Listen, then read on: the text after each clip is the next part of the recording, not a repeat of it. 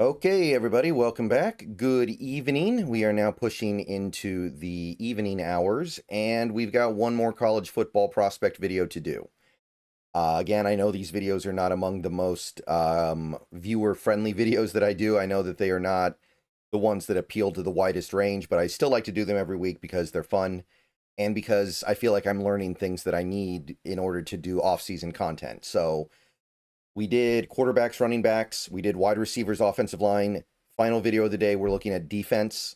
We have 3 defensive positions we're focusing on this year. We have nose tackle, we have edge rusher, and we have cornerback. Those are the 3 positions I could see the Seahawks making a non-trivial investment into with their draft picks because that's where the needs are. And I've been over why before. I don't feel the need to repeat myself there. But that's what we're going to be looking at today. First, though, let me tell you about Sleeper. Before I go any further, I want to tell you a little bit about my friends over at Sleeper. If you're not using the Sleeper app this year for daily fantasy football, you are missing out. Take a look on the left side of your screen. Look at all the great stuff you can pick on over there. Let's put together an entry for this weekend. Here is mine. I've got Bijan Robinson scoring an anytime touchdown. Atlanta's offense is due for a breakout after last week's tremendous disappointment, scoring 0 points.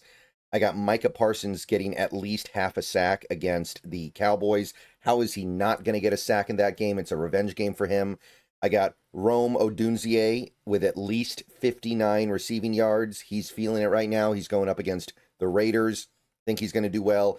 And I got DK Metcalf after 2 relatively slow games, getting at least 51 yards. Pittsburgh's having trouble running the ball. Time for DK to bust a big play or two. Get on over to Sleeper, put together your entry. You can get a $100 match on your first deposit with promo code SBN. Terms and conditions apply. Back to the video.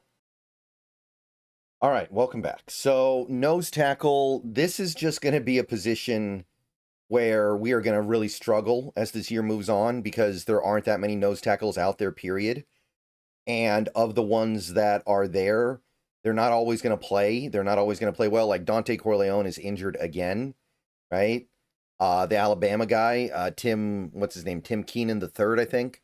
He's been in and out. So it's going to be hard to find notable nose tackles from week to week. I'm just going to say that right now. I did the best that I could. Understand there aren't that many real nose tackles out there, especially when you're trying to transition from college to the NFL. I feel like the barrier to go from nose tackle in college to the nose tackle in the NFL is fairly significant. So it's tough. Jaheim Otis did make my list again, the Colorado guy. He's one of the more interesting guys on the team this year. It's not a very good Colorado team, but it still wasn't anything great. He put up no stats, and I don't care about that with a nose tackle. That's fine. But 165 rushing yards allowed, 4 yards per carry is okay. He got graded about replacement level, slightly above. So that's how low the barrier had to get for me to even get somebody.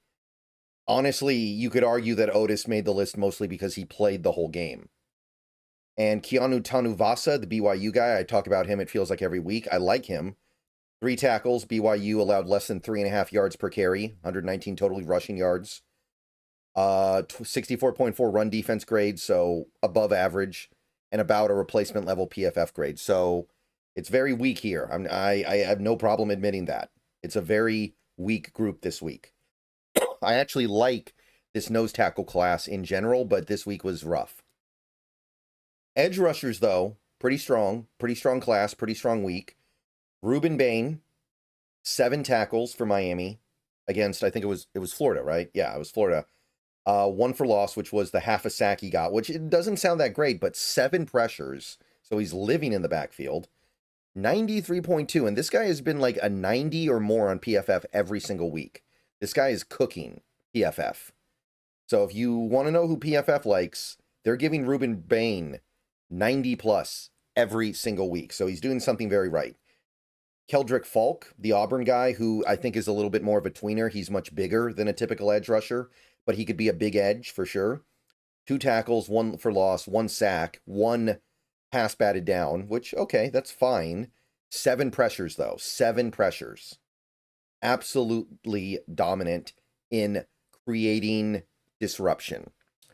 1 penalty, which was the main reason why his PFF grade was low, 78.5, which still is not low, but lower than it would have been. Our Mason Thomas, the OU guy, he had a good week this week. 4 tackles, 2 for loss, which were the 2 sacks. And Oregon was playing a real team. That Auburn team is not some pushover. 3 pressures, 72.2. So he's looking good. He'll probably be a day 2 guy at this rate. Zion Young, Mississippi. 3 tackles, pretty good. 2 for loss, including 1 sack. But here's the kicker. 9 pressures. The guy had 9 pressures in a game for Missouri. So that is some cooking stuff right there. That is dominant. Did pick up a penalty, but 78.1. And final guy, Anthony Lucas, 1 tackle, no sacks, but I had to include him here. 7 pressures for USC. 7 pressures. That's going to get my attention, even if you don't get a sack. Did pick up 2 penalties, though, so maybe a little bit over-aggressive, maybe a little bit over the top, which brought his PFF score way down to 64.5, but I do like him as like a day 3 guy right now. Worth paying attention to as we move through the season. Finally, we have cornerback. Clemson is not having a good year, but Avion Terrell had another pretty good week in terms of his numbers.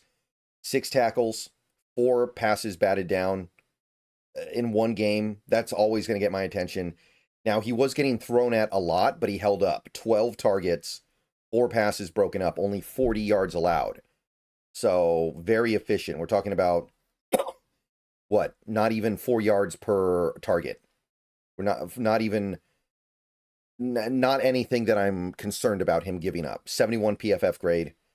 Malik Muhammad, the Texas guy, he's another highly coveted corner. Only 1 tackle, but he didn't allow a single catch, and he did not get targeted once the whole game. And I know it's a joke opponent they were playing, but if you go a whole game and only get targeted, well, you get targeted literally 0 times, you're going to get my attention. 67.5. Keith Abney II, Arizona State. He's another guy that I've been talking about this year. 4 tackles, 1 pick, which was the pass defensed, of course. 2 out of 5 catches allowed, so only allowed 2 catches for 29 yards, which is still reasonable in terms of efficiency. 5 targets, 29 yards, but the pick really makes things. 73.5. Jair Hill of Michigan. 4 tackles, 1 pass breakup, 0 catches allowed on 4 targets. Did have 1 penalty in coverage, but still a good game for him. He's starting to make some waves as a real prospect. 71 PFF grade. And the unfortunately named Christian Gray will round us out here from Notre Dame. He's another guy I haven't talked about yet, but he is starting to get attention. 3 tackles and a pick. Did allow 50 yards and a touchdown on 5 targets, which is not what you want, but the pick is good and kind of makes up for it. 66.1 PFF grade. So I think he deserves some credit for that. And that's it for this week. Those are your top college prospects at key positions this week. See you guys soon. Go Hawks. Might be another video later today. Might not. We'll see. But see you soon.